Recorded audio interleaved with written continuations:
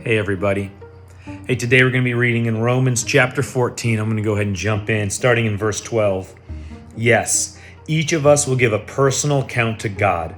So let us stop condemning each other. Decide instead to live in such a way that you will not cause another believer to stumble and fall. So when Paul's writing this letter, he is writing to a church in Rome, and this church is actually full of diversity. It's full of Jews and non-Jews. And what's been happening is they've really kind of been pointing fingers at each other and condemning each other and calling out each other, saying, oh, you're not living a good Christian life, or you're not living a good Christian life. And it had nothing to do with sin. It really had everything to do with their doctrine.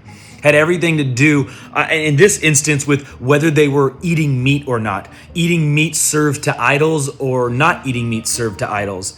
And this was actually a really big issue. And there's just so much division in the church. And so Paul felt it so important to pause in this amazing letter he's writing to say, you guys, stop condemning each other. Now, he wasn't talking about don't call out sin. As believers, we are to acknowledge and call out the sin in each other's lives, but always, when you read scripture, always in a humble way and with a goal of restoring that person, not to tear them down or lord over them in their sin. But when he says don't condemn each other, this is not what he's talking about. He's saying, look, you guys are condemning each other on your doctrine, on your theology. You have the Jews going to the Gentiles saying, oh, your theology and your doctrine's terrible. You're eating meat served to idols. And you have the Gentiles going to the Jews saying, no, your doctrine and your theology is terrible. You're not accepting grace in life, and you're not choosing to walk in the grace that God has given us. You're still trying to earn your way to heaven through following the law. And so you had this back and forth, and Paul says, look, you guys, stop it. Stop condemning each other. And the truth is, we are still condemning each other 2,000 years later, and the church cannot seem to get this idea of unity into its soul, into its heart. Unity is one of the most important things for the church. Paul talks about it here, and even Jesus prayed about it.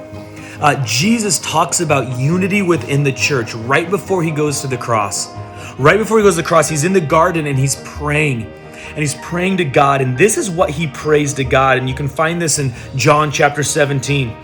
This is what Jesus says. He says, I am praying not only for these disciples, but also for all who will ever believe in me through their message. That's you and me.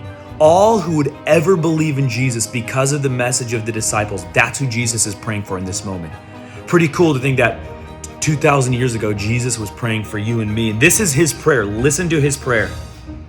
He prays this: I pray that they will all be one, just as you and I are one. As you are in me, Father, and I am in you. And may they be in us, so the world will believe that you sent me.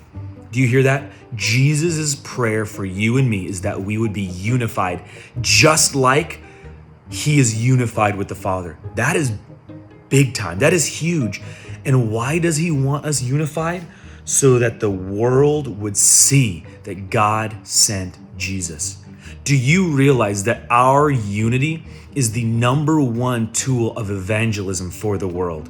Can you imagine just for a moment if the church was unified together in all areas, across all divisions, instead of being splintered out throughout the entire world, through all these fractions, through all these denominations, that we were unified, even in the difficulty, even in the things that we find it difficult to come and be unified on.